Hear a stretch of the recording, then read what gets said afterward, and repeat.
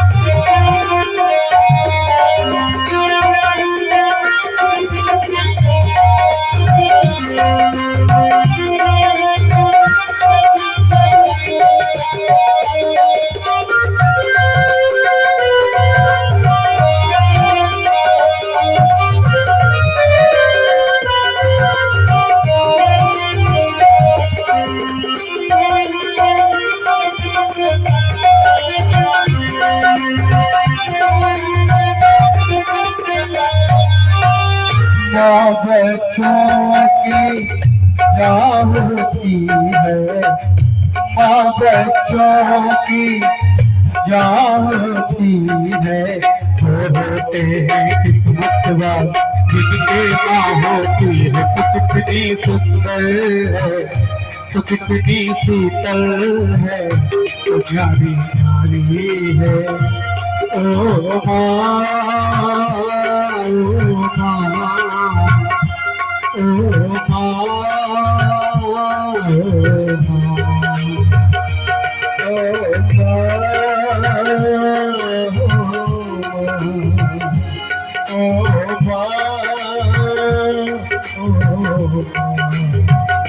कितनी अच्छी है, तो कितनी भोली है, तो प्यारी प्यारी है।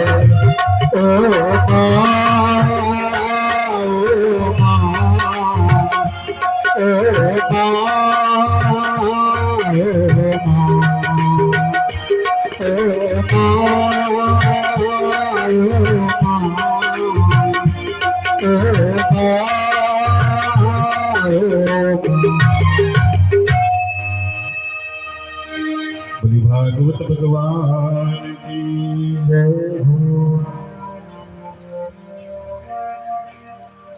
इधर अजामिल नाना प्रकार के दुष्ट कर्मों में रत हो जाता है। अजामिल जिधर भी निकल जाता है, छोटे छोटे बच्चे अजामिल का नाम सुनकर के कांपने लगते हैं। लेकिन होता क्या है, एक दिन अजामिल गया था जंगल या मार्ग में गया था, किसी को रास्ते में चोरी करने के लिए, लूटने के लिए गया था। उसी समय होता क्या है कि कुछ अयोध्या से संत जो है पावन वृंदावन के तरफ जो है अपने साथ में परम प्रभु परमात्मा की डोली को लेकर के आगे बढ़ रहे थे। सभी लोग सीताराम सीताराम के नाम का उच्चारण करते हैं।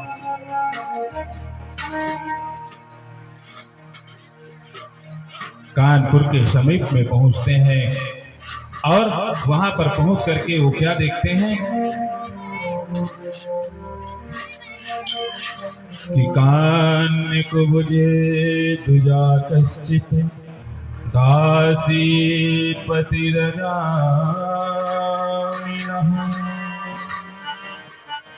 पहुंचते हैं और पहुंच करके देख के आ रहे हैं कि वहां पर एक दासी, वहां पहुंचते हैं, गांव के समीप में पहुंचते हैं और हाथ में आज उनके साथ में कम से कम नहीं तो 25-30 संत उनके साथ में चल रहे हैं। महंत जी के साथ में 20-25 संत चल रहे हैं और सभी एक पालकी आगे आगे चल रही है, उसमें लड्डू गोपाल को बैठा रखा है, पीछे पीछे सीताराम के नाम का उच्चारण करते हुए संत चल रहे थे। और जैसे ही अजामिल के गांव के पास में पहुंचते हैं, गांव के किनारे अंधेरा हो रहा था, सायंकालीन का समय हो रहा था। सायंकालीन के समय में एक संत जाते हैं गांव के एक व्यक्ति के पास में, क्योंकि गांव के किनारे खड़े हो गए, सायंकालीन का समय था। उस व्यक्ति के पास में जाते हैं और उस व्यक्ति के पास में जाकर के कहते हैं कि आपके गांव में कोई अच्छा व्यक्ति है जो कि हम संतों की टोली को खिला सके, हम संतों की टोली को आज रात्रि जो है शयन करवा सके अपने घर में। जो वो व्यक्ति था ना, वो दुष्ट व्यक्ति था और दुष्ट व्यक्ति होने के कारण उसने कहा हमारे गांव में एक बहुत धर्मात्मा व्यक्ति रहते हैं। संतों ने कहा कौन है? कहा हमारे गांव में एक अजामिल रहते हैं, आप अजामिल के यहाँ चले जाओ। और जब आप अजामिल के यहाँ जाओगे बाबा, तो मुझे ऐसा लगता है कि आपको भोजन भी कराएंगे और भोजन कराने के बाद में जब आप जाने लगोगे तो आपको कुछ ना कुछ दक्षिणा अवश्य देंगे वो। संतों ने कहा चलो कोई बात नहीं, दक्षिणा की कोई बात नहीं, आज मुझे कुछ खाने को मिल जाएगा, उनके दरवाजे पर रुकने को मिल जाएगा। आज अपनी डोली उठाते हैं और डोली उठा करके जैसे ही आज अजामिल के घर की तरफ जाते हैं, अजामिल के घर के समीप में जाकर के आज जैसे ही आवाज लगाते हैं, भक्त अजामिल, आज मैं तुम्हारे घर के सामने, आज तुम्हारे दरवाजे पर मैं रुकना चाहता हूँ। संतों की आवाज सुन करके अजामिल की पत्नी जो गणिका थी ना, अजामिल की पत्नी गणिका घर से बाहर निकलती है और अजामिल की पत्नी गणिका घर के बाहर निकलती है और घर के बाहर निकल करके संतों को देखती है।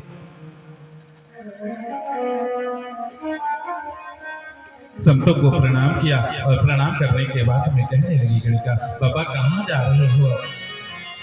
बिटिया मैंने सुना है तुम्हारे पति अजामिल बड़े ही भक्त हैं, संतों की सेवा करते हैं और मुझे गांव के बाहर एक व्यक्ति ने बताया था। आज गणिका के आंखों में आंसू आ जाते हैं और मन में विचार करती है आज गणिका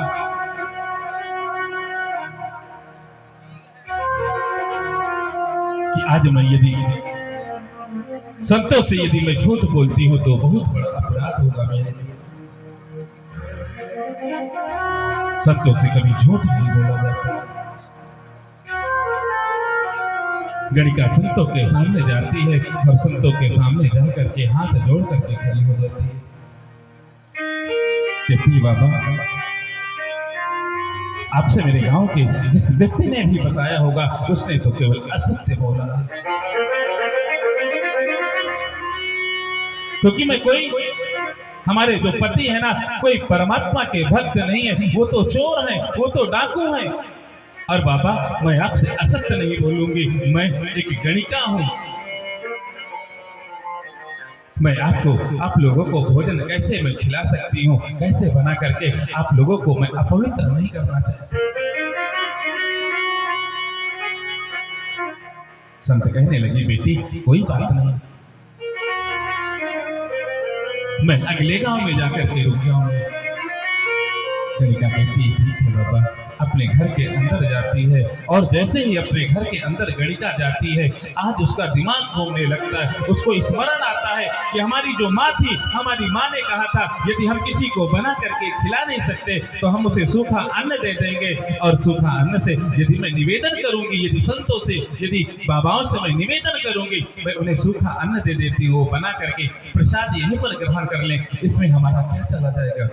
गणिका दौड़ करके अपने घर से बाहर निकलती है और बाहर निकल करके संतों के पास में जाती है। संतों के पास में जा करके प्रणाम करती, बाबा ठहरो ठहरो, बाबा रुको तो। संत कहते हैं, बेटी बताओ क्या बात है। बाबा मैं गणिका हूँ, लेकिन मैं ये चाहती हूँ कि मैं अपने घर से सूखा अन्न, मैं आपको सूखा राशन में दे दूं। आप लोग हो सके तो आप मेरे ही दरवाजे पर सुंदर ये बटिका वृक्ष है और इसी वृक्ष के नीचे अपने परमात्मा की डोली को यहीं पर आप रखो और सुंदर यहीं पर 2 टिक्कर बनाओ और टिक्कर बना करके आप भी ग्रहण करो और आपका प्रसाद मुझे मिल जाएगा। मैं भी बड़ी सौभाग्यशाली हो जाऊंगी। मेरा भी हो सकता है पूर्व जन्म के सुंदर पुण्य रहे होंगे, जिस कारण से आज संतों का पदार्पण मेरे घर में होगा। संत कहते हैं, ठीक है बेटी, यदि आपकी इच्छा है तो मैं अवश्य आपके दरवाजे पर रुक करके परमात्मा के लिए मैं प्रसाद ग्रहण करूंगा। आज गणिका घर के अंदर जाती है और घर के अंदर जाकर के सूखे अन्न को लेकर के आती है। दाल चावल आटा नमक ला करके संतों को दिया। बाबा लगाओ आज प्रभु के नाम की टिक्कर, थोड़ा सा मुझे भी दे देना। संतों ने कहा, ठीक है बेटी। आज संतों ने बड़ा सुंदर भोजन बनाया। भोजन बनाने के बाद में जो संतों में से जो मेन संत थे ना, आज जैसे ही आज एक गौर तोड़ने के बाद में जैसे ही अपने मुख के पास में लेकर के जाते हैं, आज आंखों से अश्रु निकलने लगते हैं और आंखों से अश्रु निकलने लगे। आंखों से अश्रु निकलने के बाद में जो उनके शिष्य थे ना, शिष्यों ने पूछा, गुरुदेव आपके आंखों से अश्रु कैसे? संत कहते हैं, बेटा मैंने दुष्ट अजामिल के घर का मैंने ये प्रसाद ग्रहण मैं करने जा रहा हूँ। यदि मैंने अजामिल को यदि सुधारा नहीं तो हमारा जो है अपराध होगा। मैं इसके घर का मैं अन्न ग्रहण कर रहा हूँ। जो संत थे, संतों ने गुरुदेव से कहा, गुरुदेव अजामिल को आप क्या बताओगे? एक संत कहने लगे, अजामिल को बता देना हर मंगलवार शनिवार सुंदर कांड करेगा, हो सकता है उसकी बुद्धि सही हो जाए।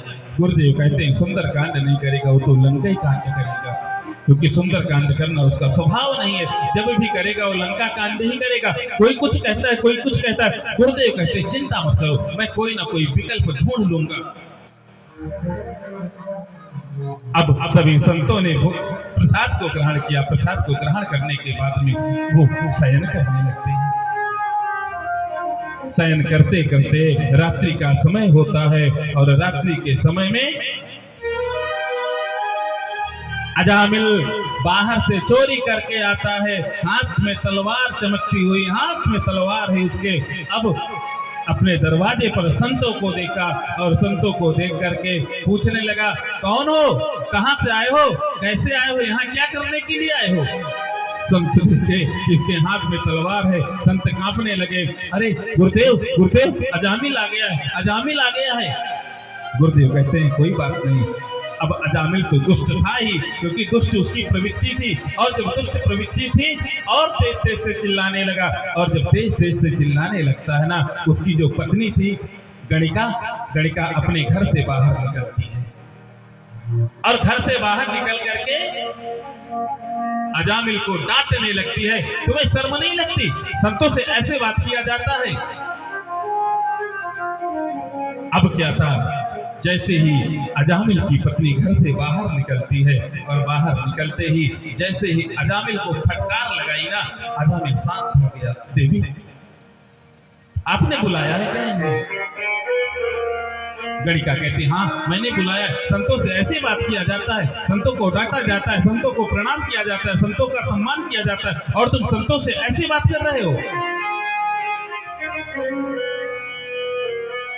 वो अजामिल जिसके नाम से लोग कांपते थे, और वो किसके नाम से कांप रहा है? किसके नाम से कांप रहा है? अपनी पत्नी के नाम से। कहते ना लोग बाहर कितने भी शेर क्यों ना हो, लेकिन जब पत्नी के सामने पहुंचते ना तो भीगी बिल्ली बन जाते हैं। तो अजामिल, अब बाबा जो महंत थे ना, महंत जी समझ गए अब तो चाबी मुझे मिल गई, इस दुष्ट की चाबी मेरी बिटिया है। अब क्या था? कहा कि चलो अब कुछ होने वाला नहीं है। प्रातः काल होता है, अजामिल कहता है ठीक है देवी। संतों से कहता और आपको कुछ चाहिए तो मैं ला करके दे देता हूँ। गणिका ने कहा कोई बात नहीं, संतों को आराम करने दो, क्योंकि सुबह इनको फिर इनकी डोली उठा करके वृंदावन की तरफ जाएंगे ये। प्रातः काल हुआ, सुबह 4 बजने वाले थे। 4 बजे क्या होता है? संत उठते हैं, स्नान करते हैं, सुंदर आज लड्डू गोपाल को स्नान कराए। स्नान कराने के बाद अपनी डोली को उठा करके चलने लगते हैं। गुरुदेव कहते हैं भी रुको, कहते हैं भी रुको। आवाज लगाते हैं अजामिल को, और अजामिल बाहर निकलता है। अजामिल से कहते हैं संत, बेटा अजामिल, हमने तुम्हारे घर का अन्न खाया है, क्या तुम मुझे कुछ दक्षिणा में दोगे नहीं? अजामिल कहता है बाबा आप धन्य मनाओ, आप धन्य मनाओ कि आपके का जो ये कमंडल है ना, आपके पास में ये जो चिमटा है, कमंडल है, और आपके पास में जो भगवान है, इनको मैंने लिया नहीं, चुराया नहीं रात में। आप यही धन मनाओ, और आप भूतों के घर जो है पुत्र मांगने आए हो, आप हम दुष्टों से दक्षिणा मांग रहे हो। तब तक बाबा ने आवाज लगाई, बिटिया मैं जा रहा हूँ। गणिका पुनः घर से बाहर निकलती है, बिटिया मुझे कुछ दक्षिणा चाहिए। बाबा बताइए आपको क्या दक्षिणा चाहिए? गणिका कहती है बाबा बताइए तो आपको क्या दक्षिणा चाहिए? संत कहते हैं मुझे किसी धन की आवश्यकता नहीं, मुझे धन की आवश्यकता नहीं है। बाबा मेरे घर तो पहले से देखो ये 4-4, 5-5 पुत्र मेरे अभी पहले से जो है ये टहल रहे हैं। मैं आपसे मांगू तो क्या मांगू, या आप मुझे देंगे तो क्या देंगे? बेटी मुझे कुछ नहीं चाहिए, केवल मैं एक ही आपसे गुरुदक्षिणा में एक ही चीज मांगता हूँ। क्या? अब आपके घर जब बालक का जन्म हो, उस बालक का नाम नारायण रखिएगा। कहा उस बालक का नाम नारायण रख देना। अजामिल नाराज होने लगा, ये कैसा नाम है? पुनः गणिका ने कहा कोई बात नहीं, जब बाबा लोग कह रहे हैं तो नारायण नाम रख देना। जो इनका सबसे छोटा पुत्र हुआ, उस पुत्र का नाम इन्होंने नारायण रखा। अब इतना दुष्ट व्यक्ति अजामिल सबसे छोटे पुत्र से इतना प्रेम करने लगा, इतना प्रेम करने लगा, यदि कहीं पर भी जाता है, बेटा नारायण आओ चलते हैं। कहीं घूमने जाता है तो बेटा नारायण आओ घूमने चलते हैं। भोजन करने बैठता है, बेटा नारायण आओ भोजन करते हैं, बेटा नारायण आओ सोते हैं। कुछ भी होता है तो बेटा नारायण आओ, बेटा नारायण आओ। दिन में कम से कम नहीं, कुछ नहीं तो कम से कम 100-200 बार तो अपने पुत्र का नाम लेता है। और उस दुष्ट व्यक्ति जो एक भी बार परमात्मा के नाम का स्मरण नहीं करता था, दिन में 100-200 बार अपने पुत्र नारायण के ही बहाने परमात्मा का नाम लेने लगा। और परमात्मा का नाम लेते लेते एक दिन ऐसा समय आता है कि यमराज के दूत जो है, यमराज के दूत हाथ में फांसी का फंदा लेकर के और वहीं पर आ जाते हैं जहां पर अजामिल लेटा रहता है। और जैसे ही अजामिल के गले में फांसी का फंदा यमराज के दूत डालते हैं, उसी समय अजामिल को कुछ समझ में नहीं आता। ऐसा लगता है कि मानो अब मेरे प्राण पखेरु उड़ने वाले हैं। इनका पुत्र नारायण थोड़ी दूर पर खेल रहा था। उसी समय आवाज लगाई कि दूरे क्रीडन का सक्तम पुत्रम नारायण होयम भावितेन सुरोणैचे राजुहावाकुलेन्द्रिया।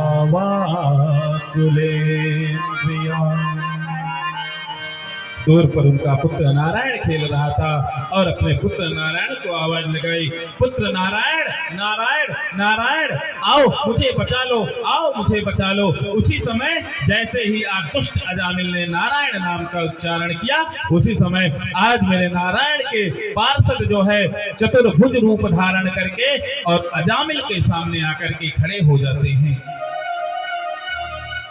जैसे ही अजामिल के सामने नारायण के एक तरफ नारायण के पार्षद और दूसरी तरफ यमराज की पार्षद, यमराज के पार्षद काले काले हाथ में फांसी का फंदा लिए हुए और नारायण के मेरे परमात्मा के जो पार्षद थे सुंदर चतुर्भुज रूप धारण किए हुए, आज पीतांबर धारण किए हुए, और उसी समय अजामिल के सामने आ जाते हैं। अजामिल इस दृश्य को देख रहा है, अजामिल इस दृश्य को देख रहा है कि एक तरफ पीले कपड़े वाले और एक तरफ काले कपड़े वाले दोनों आपस में बहस कर रहे हैं। उसी समय आज यमराज के दूतों ने कहा, आप लोग यहाँ क्यों आए हैं? नारायण के पार्षदों ने कहा, तुम यहाँ क्या करने के लिए आए हो? यमराज के दूतों ने तत्काल कहा, मुझे यमराज ने भेजा है और इसका अंतिम समय आ गया है और मैं इसे यमराज की नगरी में लेकर के जाऊंगा। उसी समय नारायण के पार्षदों ने कहा कि तुम मूर्ख हो क्या? इसने अंत समय में मेरे परमात्मा मेरे प्रभु के नाम का स्मरण किया है, और जब भी अंत समय में कोई यदि परमात्मा के नाम का स्मरण कर लेता है उसे कभी भी यमराज की नगरी में नहीं जाना होता। यमराज के पार्षदों ने कहा, आप लोगों को पता है कि इसने अपने पुत्र नारायण के नाम का उच्चारण किया है, इसने अपने पुत्र नारायण के नाम का उच्चारण किया, इसने आपके परमात्मा के नाम का उच्चारण नहीं किया। परमात्मा के पार्षद कहते हैं, कोई बात नहीं, कम से कम इसने परमात्मा के नाम का उच्चारण किया तो। उसी समय परमात्मा के पार्षद कहते हैं, यदि तुम यमराज के दूत हो तो अच्छा ये बताओ कि आखिर धर्म क्या है? कहा कि सुनिए, कहा वेदम प्रणहितो धर्मो, वेद प्रणहितो धर्मो धर्म सृज पर्यया, वेदो नारायण साक्षात् स्वयंभो दिवसस्रुमः। कहा नारायण के नाम का ही उच्चारण यही जो है धर्म कह रहा, वेदो धर्म तो वेदः। कहा जब नारायण के नाम का ही उच्चारण करने से यदि परमात्मा मुक्ति को प्राप्त हो सकता है, उसे परमात्मा के लोक की प्राप्ति हो सकती, तो आप कैसे इन्हें लेकर के जा सकते? उसी समय धक्के मार करके और यमराज के पार्षदों को भगा दिया, और जब यमराज के पार्षद वहां से चले जाते हैं, नारायण के पार्षद भी वहां से चले जाते हैं, और इधर अजामिल की जो प्राण पखेरु उड़ने वाले थे, आज इसके प्राण पखेरु बच जाते हैं। और ये परमात्मा को बार बार धन्यवाद देता है, संतों को बार बार धन्यवाद देता है।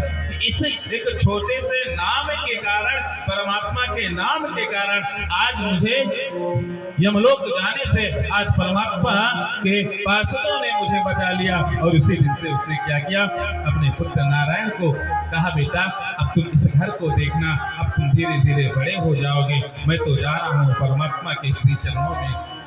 गंगा के किनारे चला जाता है और गंगा के किनारे जाकर के परमात्मा की भक्ति करने लगता है।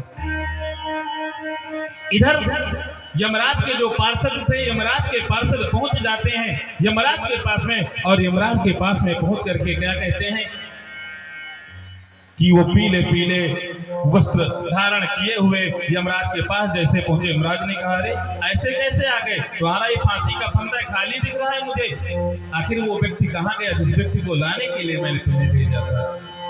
यमराज के दूतों ने कहा, आपको पता है मैं तो ये बताइए, आप यमराज से कहा आप ये बताइए कि संसार को चलाने वाले देखने वाले आप ही हो कि और कोई है? उस समय यमराज ने कहा आखिर बात क्या है, बात तो बताओ।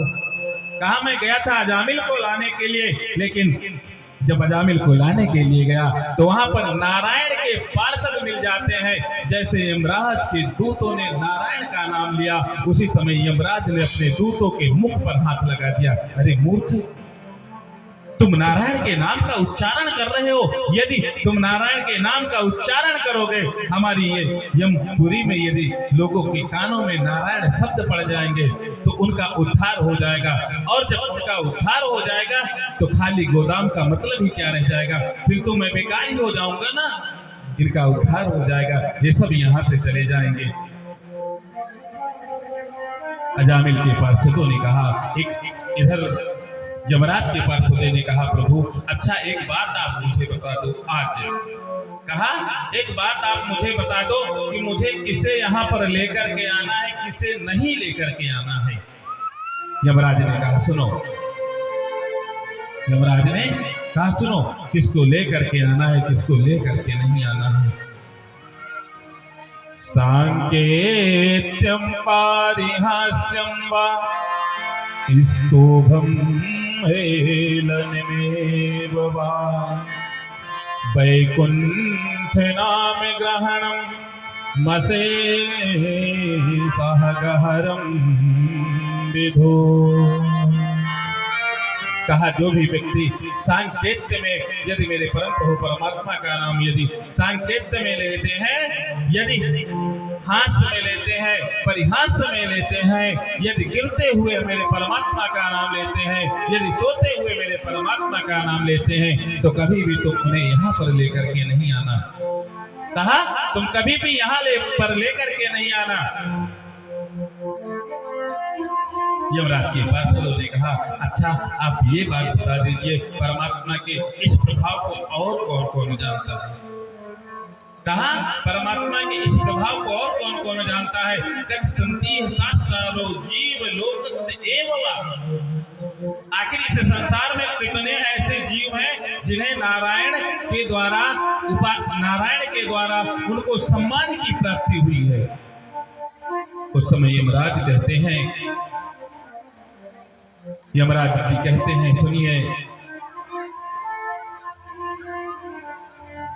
मैं परो मदन्यो जहो असाध्यो साधो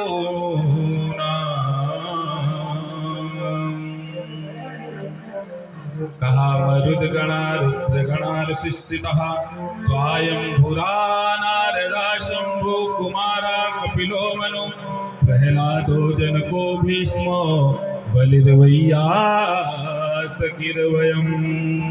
कहा प्रहलाद जी, जनक जी, भीम जी, बलि आदि जो हैं, इसमें जो भक्तगण हैं, और इसमें सबसे लास्ट नाम मेरा आता है जो परमात्मा ने मुझे ये शक्ति प्रदान कर रखी है। इस सृष्टि में, इस सृष्टि के कार्यों में मुझे सहयोगी बना रखा है। इस प्रकार से यमराज के दूतों को यमराज ने पूर्ण रूप से समझाने का प्रयास किया। अंत में अजामिलों का जो है, अजामिल के प्राण पखेरु उड़ जाते हैं और अजामिल गंगा के उस पावन तट पर जाकर के परमात्मा के नाम का स्मरण करता हुआ और परमात्मा के श्री धाम को चला जाता है। कहते हैं ना कि जब संतों का संग मुझे प्राप्त होता है,